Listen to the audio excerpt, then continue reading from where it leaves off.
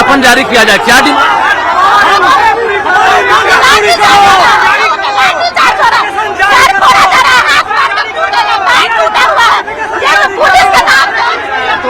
पूर्व के शिक्षा मंत्री पर भी आक्रोश है कि उन्होंने डेट दिया था और उसके बाद जो है तारीख ऐलान करने के बाद भी विज्ञापन नहीं जारी हुआ है और राज्य भर के जो अभ्यर्थी हैं जो लगातार टीआरई 4 की विज्ञापन की मांग करते आ रहे हैं वो अब जो है देख सकते हैं कि किस प्रकार से प्रोटेस्ट कर रहे हैं। हालांकि न्यूज 18 से बातचीत में आज शिक्षा मंत्री मिथिलेश तिवारी ने पदभार ग्रहण करने के साथ ही कहा कि मैं तुरंत जो है बैठक करूंगा और टीआरई 4 का जो मसला है, जो महत्वपूर्ण मसला है, उसको लेकर मैं अधिकारियों से बात करूंगा और जो भी समस्या है उसका निदान करूंगा।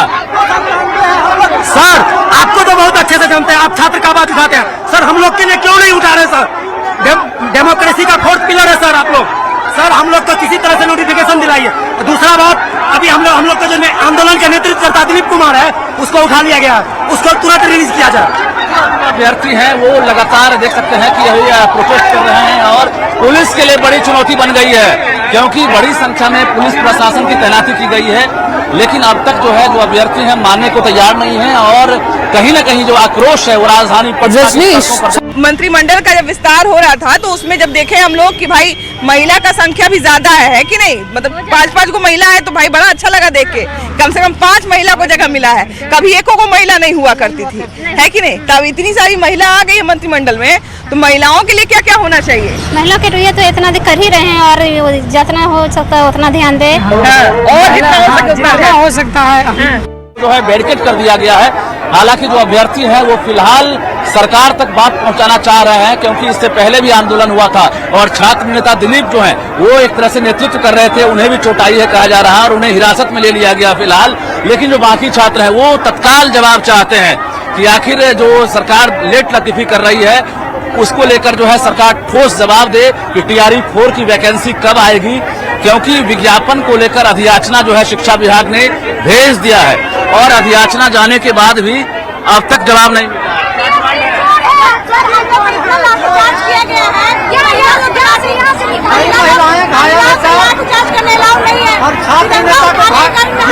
ये आक्रोश है, जरा हम तस्वीर दिखाते हैं आपको। देखिए कितनी संख्या में जो है अभ्यर्थी उतरे हुए हैं सड़क पर और कहा जा रहा है कि जो किताबों के पन्नों पर अब आंसू गिरने लगे हैं, कामयाबी के सपने अब बोझ से गिरने लगे हैं।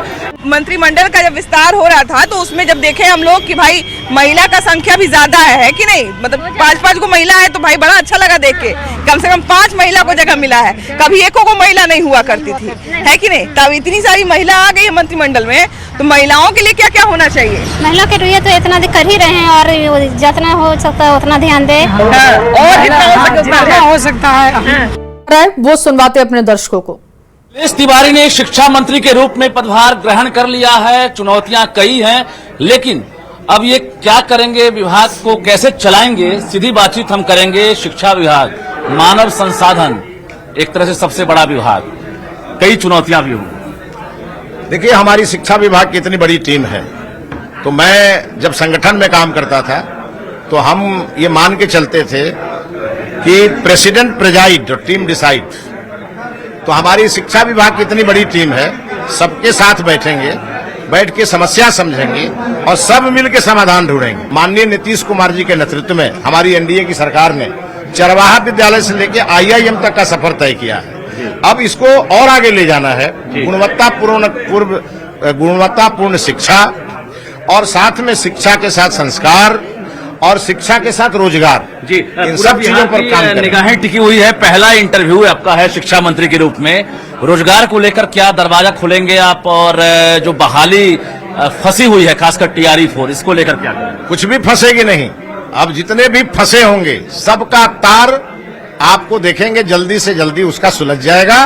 बिहार के माननीय मुख्यमंत्री श्री सम्राट चौधरी जी हैं और हम उनके शिक्षा मंत्री हैं, साथ बैठेंगे और हर समस्या का समाधान। कई बहाली है सर, चर्चा कर देते हैं, चूंकि लाखों बेरोजगार सुन रहे हैं। टीचर की समस्या होती है, लाइब्रेरियन की बहाली नहीं हो रही है, ट्रांसफर।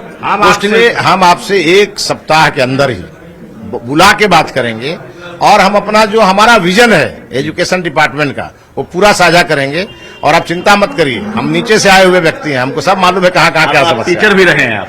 बिल्कुल, टीचर भी रहे हैं और पिछले कई वर्षों से विधायक हैं। इसी विभाग में कई बार यहाँ जितने भी, इसके पहले तो माननीय सुनील कुमार जी ने जो शिक्षा मंत्री अच्छा काम किए, वो उनके पास भी आते रहे हैं और सदन में भी उठाते रहे और इसके पहले वाले शिक्षा मंत्री के यहाँ भी आते रहे। और हम देखते हैं एक समस्या लेके आप जाइए और मंत्री के कहने के बाद भी यह विभाग इतना घुमाता है, मनमानी नहीं चलेगी। इसका शॉर्टकट रास्ता तय करेंगे, सिंगल विंडो सिस्टम लागू करेंगे विभाग में कि किसी भी व्यक्ति को 10 दरवाजे नहीं जाना पड़े।